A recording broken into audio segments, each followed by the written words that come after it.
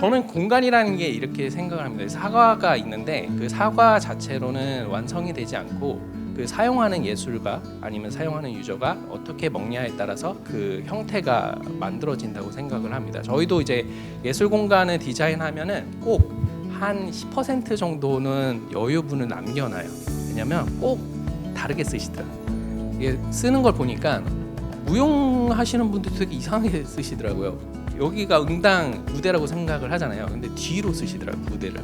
왜 그런가 이렇게 봤더니 5시쯤에 햇빛이 들어오는데 그게 이제 인공 조명으로 표현할 수 없는 되게 멋있는 어떤 미장센이 나온다고 얘기를 하시더라고요. 그렇게 정해준 대로 사용 안 하시는 거예요.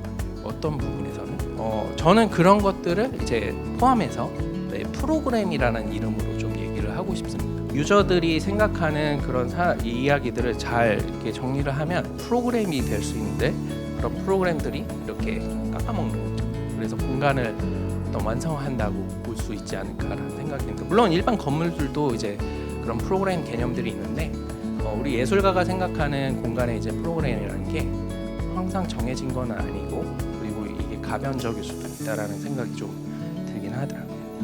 이분이 이제 디자인했던 공간의 일부입니다. 없어요. 무대와 객석의 경계가 없어요. 네. 우리가 요즘에 사용하는 어떤 이머시브 극이라든지 계속 경계를 없애려고 하는 어떤 기획이나 연출이라든지 그런 움직임의 어떤 처음의 영역에서 이제 활동하셨던 분이라고 보시면 돼요.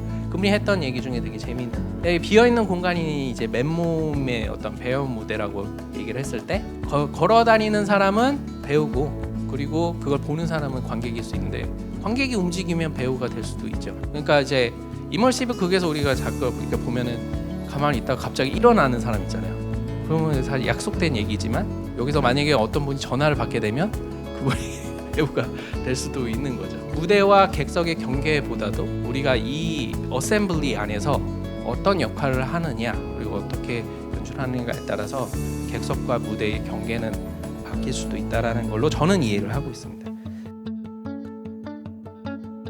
세그먼트를 좀 만들려고 얘기를 드려요. 이 QR을 60대도 쓸 거고 30, 40대도 쓸 거고 그리고 이제 어린아이도 쓸 수도 있잖아요. 엄마 거 빌려갖고 그런 부분에서 세그먼트를 조금 나누는 거예요. 그래서 내가 이 QR을 사용할 게 누가 할 것인가 그러니까 나이별로 나눌 수도 있지만 남녀라는 부분도 있고 오디언스 에이전시라고 그러니까 관객 특성을 연구하는 기관을 만든 거예요. 왜 만들었냐면 이제 더 이상 우리 사회가 남녀와 연령으로 예술 소비를 구분할 수 없는 시대가 왔다고 생각을 하고 소비 패턴으로 아예 바꾼 거예요. 몇 개로 나눠놓고 예를 들어서 메트로 컬처럴 같은 경우에 어떻게 세그먼트를 나누냐면 세 번째로 클래식에 잘 가는 사람들이에요. 그래도 클래식에 관심이 있어요. 세 번째로 클래식에 제일 많이 가는 사람들이에요. 그러면 이제 오히려 전시를 기술 부분을 이제 할 때 그러니까 음악적인 요소를 넣는다거나 아니면 클래식 음악이 나온다거나 이건 너무 단편적인 얘기고 전시와 클래식을 합친다거나 약간 이렇게 했을 때 이 사람들이 어떤 인스파이어링을 받을 수 있는 확률이 되게 높아요. 조금 실패가 덜한 어떤 예술가 기술 디자인이나 이런 것들이 나올 수 있는 클루들이 생기는 거예요. 새로운 기술을 활용하려는 예술가분들에게 드릴 수 있는 작은 조언이 있습니다. 유튜브나 그리고 미디어들을 활용하셔서 기술을 배울 수 있는 경로들을 활용하시고 경로들을 통해서 기술을 이해할 수 있는 근육들을 키우시는 게 중요합니다. 이런 근육들이 생기면 기술 스태프와 소통이나 또 계획서 작성이나 그리고 예산 설정에서 큰 도움을 받으실 수 있습니다.